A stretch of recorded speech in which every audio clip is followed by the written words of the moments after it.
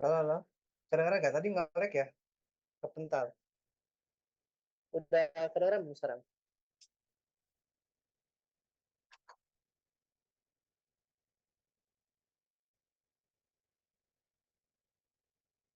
Oke, tadi bahas tadi yang si LDI dulu ya.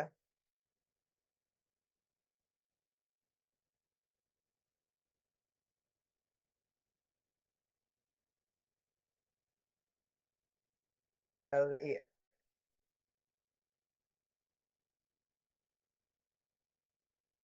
LDI itu bisa dilihat dari noise. Noise itu nggak dipelajarin sebenarnya dari kampus itu ya. Jadi kita bisa hiraukan dulu yang ini untuk ujian besok ya. Bisa dari eh,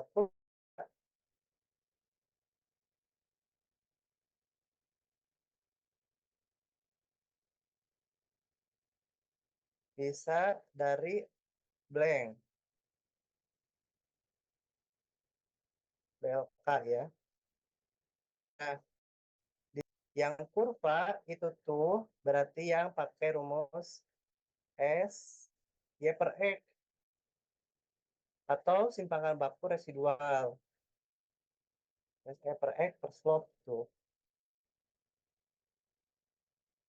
Nah, kalau yang blank itu ada yang bacanya kayak gini. Dibaca dulu 10 kali blank, nanti didapetin nanti hasil rata-ratanya dan ditambahkan dengan standar deviasi dari hasil pembacaan blank. Nah, ini semua tuh kan buat konfirmasi nih. Buat nyari konsentrasi teoritisnya. Ini semua tuh buat cari teoritis.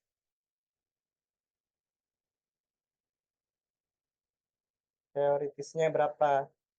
Nah, ketika didapatkan konsentrasinya, maka harus dikonfirmasi. Konfirmasinya gimana? Kalau LDI berarti pakai standar dengan konsentrasi si teoritisnya berapa. Nah, hasilnya harus menghasilkan hasil yang positif,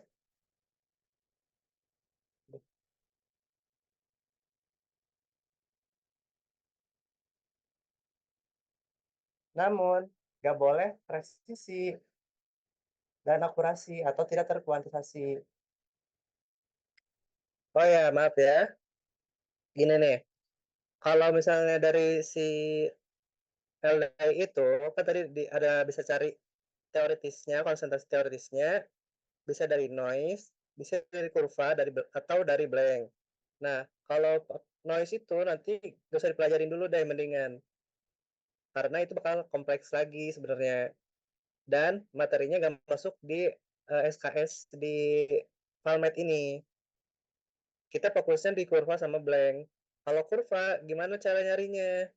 Kurva itu pakai yang rumus SY per X per slope. Kalau yang blank, itu harus ada data dulu. Datanya apa? Data 10 kali pembacaan dari 0 ppm atau belangkonya. Belangko sampel gitu kan.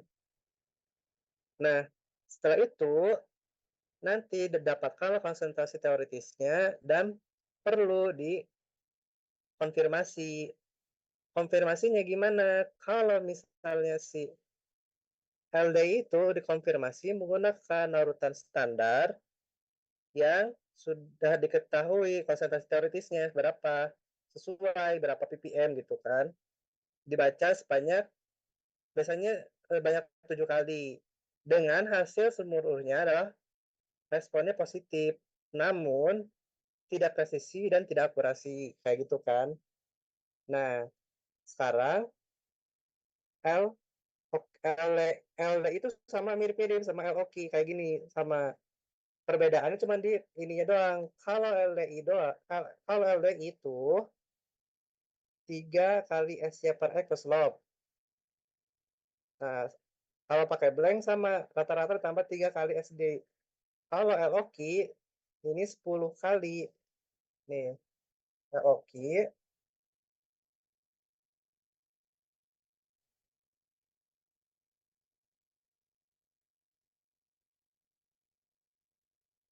Kalau pakai kurva 10 kali.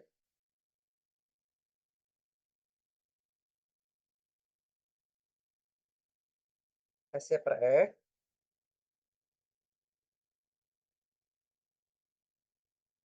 atau menggunakan belangko dengan rata-rata ditambah 10 kali SDI. Ini S-nya per X per slop ya.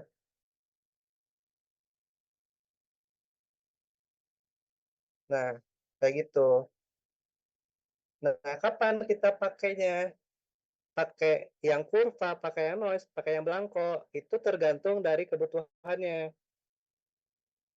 Kalau pakai kurva, berarti biasanya matriksnya itu tidak terlalu berpengaruh terhadap si analitnya.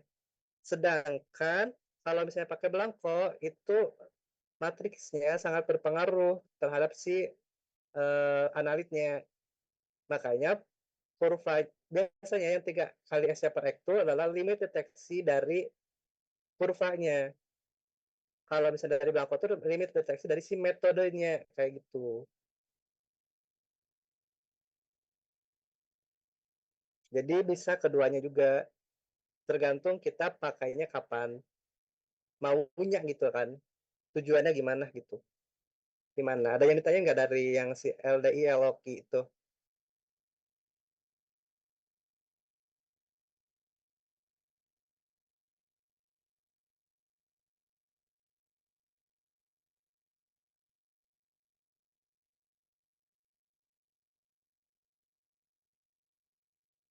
Gimana nih?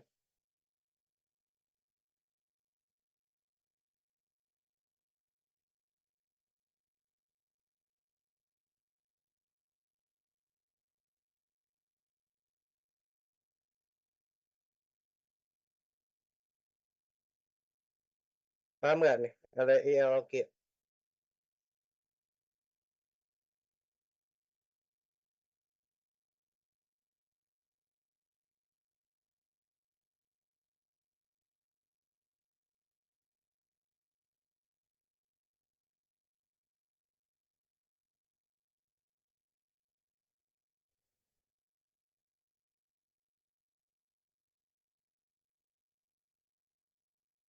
Dari teman-teman gimana, paham nggak?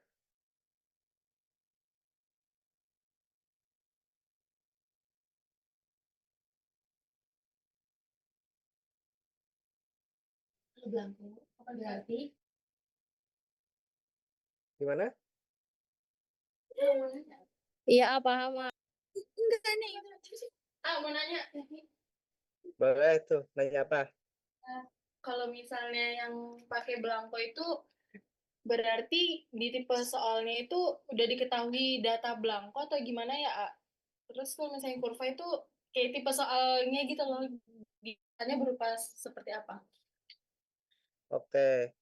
Kalau yang kurva biasanya datanya didapat dari sisi linearitas, data linearitas. Sedangkan kalau yang belangko betul harus ada data dulu yang mananya yang belangko. Pembacaan belangkonya harus ada dulu tuh berapa kalinya. 10 kali itu bukan biasanya tuh. Nah, Oh, nanti bisa dapat rata-rata dan lain itu dari situ. oh, berarti itu nanti bakal ditampili kalau misalnya yang belangko itu ada 10 data belangko pengulangan gitu, A. Iya, betul.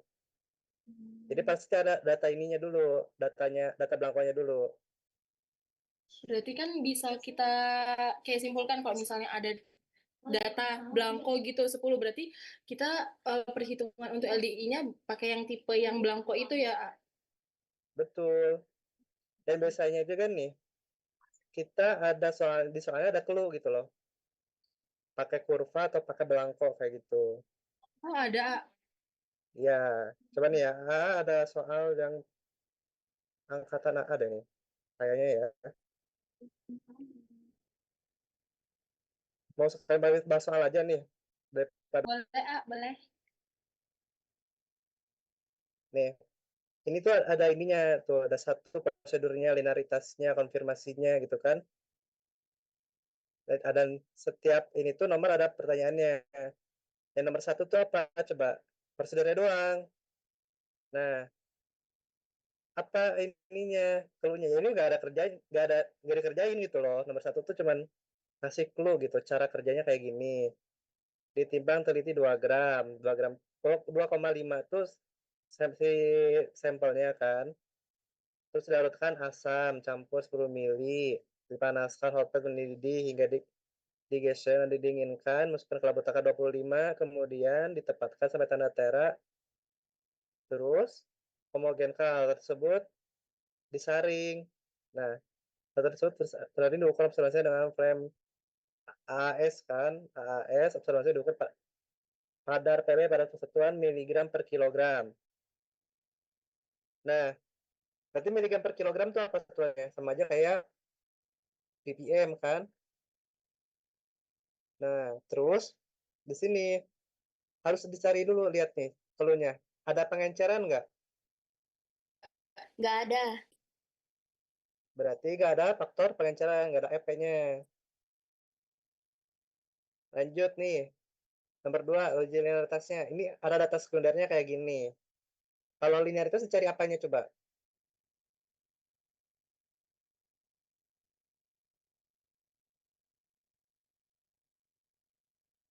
Berarti kan kalau linearitas itu yang dicari pasti si R-nya. Nah, ini tuh kalau uji linearitas, kalian ada clue ini nggak? Pakai Excel atau pakai manual? Excel, Excel. Ya udah ya, sekalian belajar Excel juga ya.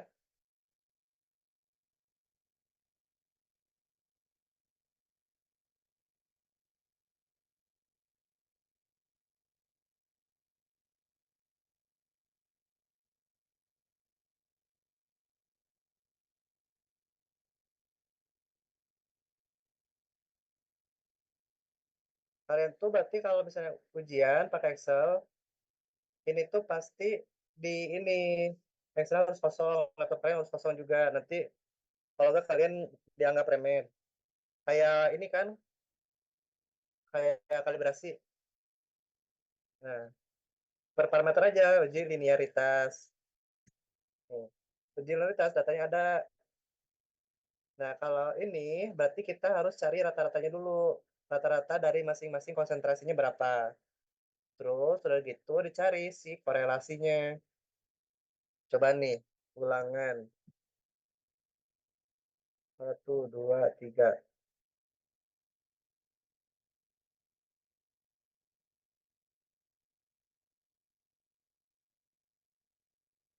Satu,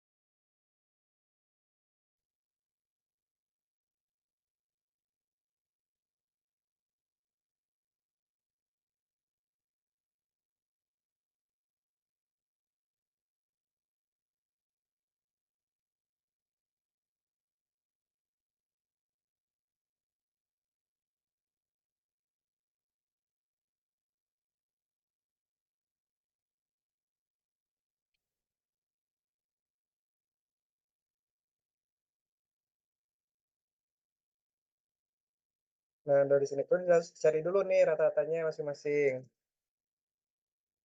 dari si absorbansinya. Berdasarkan,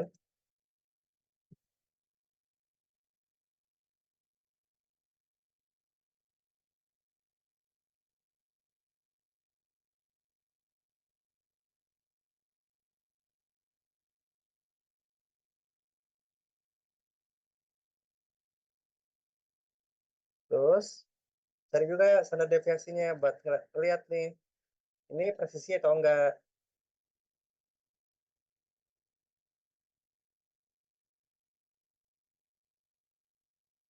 Loh, kok dia nggak nyari CT sih? Ini loh kesimpulan itu sama itulah intinya kalau dikata itu cuma cukup gini loh, kurang dari FKB ya, jadi keputusan 5-0, berarti nilai Maaf, mic-nya ke ini. kalau misal untuk T itu nilai akurasi, jadi kalau misal F hitung kurang dari FKB kan berarti Nah, karena kita, Nah, ini. nah oke, lanjut. Nah, tadi copy datanya lumayan lama ya. Nah, karena kita ini cari ininya, cari si apa linearitas, dan di mana linearitas itu adalah hubungan antara si konsentrasi dengan si respon alatnya. Kalau di sini respon alatnya berupa absorbansi.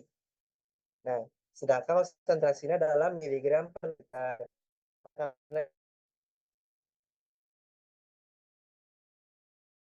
miligram per liter dengan si absorbansinya. Jadi, di- si hubungannya itu dilambangkan dengan R kecil, atau bisa dibilang koefisien korelasi. Korel, kalau misalnya di Excel tuh.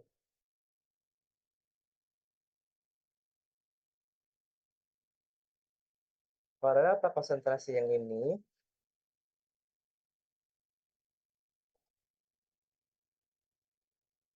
dengan yang ini. Dapat tuh segini. Ini tuh apa artinya? Mendekati nilai satu tuh. Berarti antara konsentrasi dan si absorbansinya saling berhubungan, yang dimana artinya proporsional. Nah, ini yang disebut dengan nilai proporsional tuh. Gimana sih cara lebih jelasnya? Kayak gini nih lihatnya.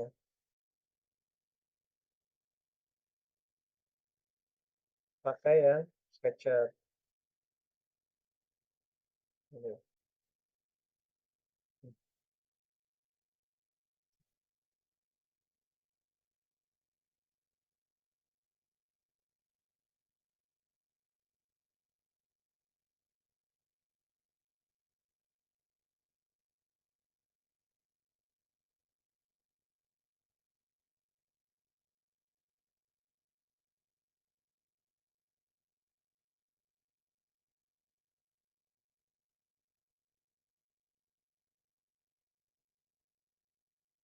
Nih, ini gambar kurvanya.